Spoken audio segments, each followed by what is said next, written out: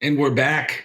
It's the spread, week 9, the big show, NFL. Before we get going, can the Dolphins beat a contender this week? Can they actually beat the Chiefs? Are the Cowboys, Eagles going to live up to the hype? We're going to cover those games and much more. But before we get really rolling, who had the sauce last week? Who had that damn sauce? By Torchbearer, accidentally healthy, intentionally delicious. I got two guys right off the bat who had the sauce. Number one, Dak Prescott. Cowboys absolutely rolled. He had 4 touchdowns. And then the other gentleman who had the sauce last week, that's Jalen Hurts. Another 4 touchdowns for him. And the reason I pick these guys is sometimes they get beat up. They get called system quarterbacks. Call them whatever you want. They had great games. Who did not have the sauce? I got 2 more for that. San Francisco 49ers. 3rd loss in a row. They got pushed around on defense. Brock Purdy, either his poor brain has scrambled. I hate to say it that way, from the last concussion. He probably shouldn't have played. That defense looks terrible. They lost, like I said, 3 in a row. First time since 2021. Has the NFL figured out Purdy? Has the injuries finally caught up to San Fran? I guess we're going to know in a week when they're off and they play the Jags. That should be a huge game. The other team who did not have the sauce, the New York Giants. Horrific loss to another bad team, the New York Jets. Missed a chip shot field goal. Gross. Should have got the first down. But let's get past all this. It's time. We're going to roll into 4 big ones for you guys today. First one, a huge game. Buffalo Bills going into Cincinnati. Buffalo's, I believe, 1.5 point favorite, over under 48.5. Let's get going. Let's break this game down, right? Buffalo narrowly escaped defeat again.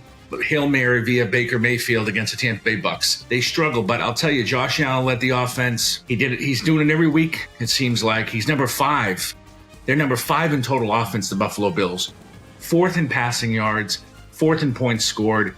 The 2 main issues on this team, they still cannot run the football. That's why all the rumors were coming up for running back. I know they didn't get one at the trading deadline. And they're banged up. Their main linebacker, Milano's out.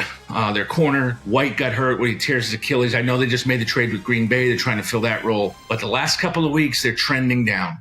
They haven't been playing well. There's a lot of debate in Buffalo. They hate Ken Dorsey. They're starting to turn on McDermott a little bit. But enough about the Buffalo Bills. We got to talk about the Cincinnati Bengals. Probably the hottest team in the NFL right now, playing great football. They really went in and they beat up San Francisco. Very impressive win. Burrow being Burrow, 283 yards, 3 touchdowns, 0 picks. And let's talk about the last time they played Buffalo. In the snow, Buffalo was supposed to kill them, blah, blah, blah, blah, blah. They lost 27-10. So Cincinnati, the much more physical team last time they played. This one's simple for me. Cincinnati's playing too good of football. 1.5 point favorite. Give me Cincinnati. They're going to win outright. And let's jump to another heavyweight fight. NFC East. Dallas Cowboys going into Philadelphia. Philadelphia 3-point favorite. Over under 46.5. So here's the story. Huge AFC game. Dallas had a great game last week versus the Rams. Like I said, Dak 4 touchdowns, 1 pick. But this is really the big game for Dak. Dak has suffered in the past. He couldn't beat San Fran in the playoffs. This is a huge test. So we're going to see 2 things. How Dak's going to do, and how the Dallas defense is going to go up against that Philly offense, which has been playing great. Hurts has been awesome. A.J. Brown set, I think it's the last 5 weeks, over 125 yards a game. I think it's 5 games in a row. It's NFL record right now. Playing fantastic. So stats-wise, Dallas D is terrific. They do outstanding. They can sack the quarterback.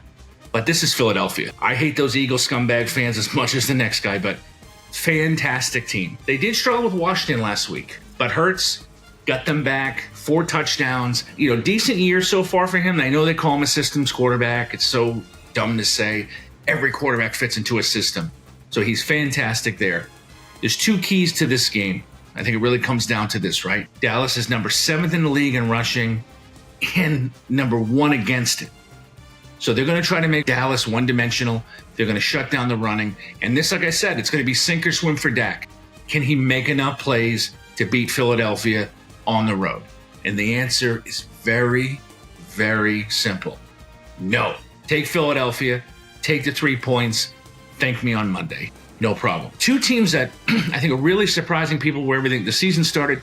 The Seattle Seahawks, the first place Seattle Seahawks and Geno Smith Going across the country, going to play the Baltimore Ravens. 6-2 Baltimore Ravens. Baltimore's a 5.5-point favorite. Over under 42.5. First things first, the big trade. Lawrence got sent over to strengthen the D-line in Seattle.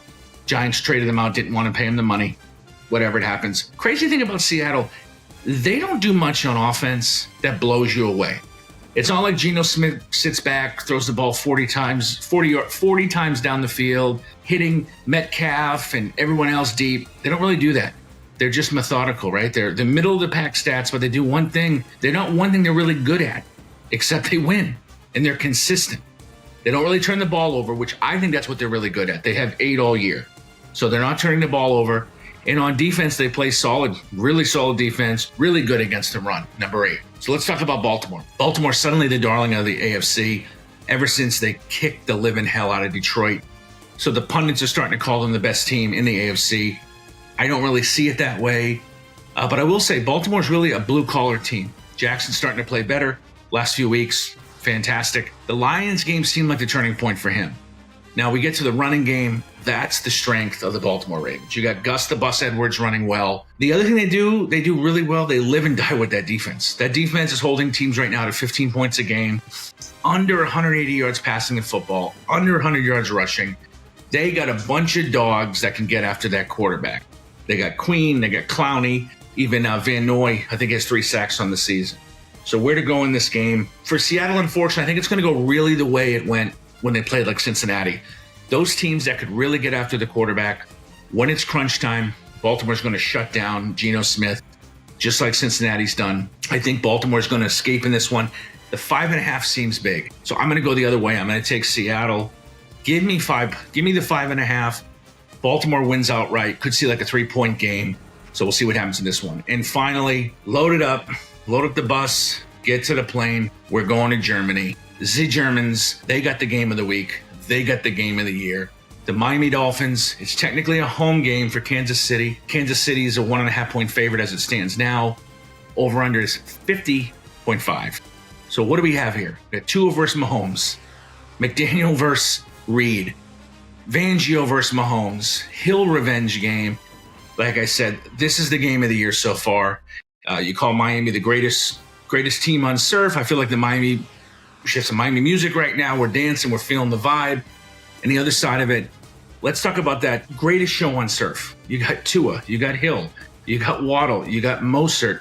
You got A-Chain when he comes back. They got everybody on offense. The big news is that injured O-line, guys are going to be back this week. But even bigger than that, Xavier Howard and Jalen Ramsey finally get to play together. First time all year. So we'll see what happens with that. But here's some numbers behind some numbers. Vic Fangio versus Mahomes when he was the head coach at Denver. 22 red zone opportunities for Mahomes in 21 quarters. In that time, they only got 7 touchdowns. Fangio-led teams held Kansas City back then to only 22 points a game. When they had Hill, when they were really on fire and they could score at will. So that's going to be an interesting matchup. Kansas City coming off a bad loss to a bad Broncos team. Yes, the same Broncos team that Miami scored 10 touchdowns on. I think Kansas City scored 9 points. So Mahomes and Swift Kelsey, they're the key to the team. So he's got to feed them. He's got to feed them early. He's got to feed them often because when they're going, they're unstoppable. Last week, Kelsey only had 58 yards. You know, the offense gets all the attention in Kansas City, but I'll tell you that defense is also the star. Spagnuolo's defense is number 2 against the pass, and they're only allowing 16 points a game. They're not great against the run, so I think that's where we're really going to see this game. I know all the highlights are always when Tua throws deep to Hill or to Waddle, or when they really have this thing moving, but that running game, if Miami can run that ball with Mostert, and I think Jeff Wilson Jr. and Savant Ahmed, and they can actually block and they can beat physicality, I think they're going to win this game. But that's a bigger question coming into this game. Can Miami actually beat a contender? All year long, they get called frauds because they didn't beat this team, they didn't beat that team. So this is the big challenge. Can they beat a team that's probably the Super Bowl favorite, or a few weeks ago they were the Super Bowl favorite to get there? So we'll see. My pick for this game, it's basically a pick 'em. It's 1.5 points. Either way, I think you can't go wrong in this one. It's whoever you think is going to win. I think this is McDaniel and Tua's. They're going to get the monkey off their back a little bit in the season. They're going to win this game. They're going to finally be told they can beat a contender. So I like Miami. Give me the +1.5. So let's do it. Easy money time. We got through the big four, and I'm going to go right from these. I'm going to help you guys out. These are easy picks. First one, give me that Philadelphia Eagles team. I know last week they had to play a little bit of catch up. They're probably looking ahead to this game. So let's take Philly. Let's take the -3, and let's take the over here. I think Philadelphia's going to score a lot of points. And the second one I really love, let's take Miami. Let's take Miami -1.5, +1.5. I'm not touching the over-under here because I think the defenses are going to come to play. So that's going to be a great game. Well, that's it, my friends. We covered them all. Covered the 4 big ones. Everybody's going to be watching those games. We gave you the easy money. I need you to do something for me. Do this for me. I won't ask again until next week. Subscribe to the channel. We got more great stuff coming out. But thank you so much. Thanks for tuning in. And like we always say, lock those bets in early and often. And remember that Germany game, that's going to be 9:30 Eastern for everybody out there. Grab a mimosa, start that out early, watch that game, enjoy NFL Sunday, and have a good one. Thanks so much.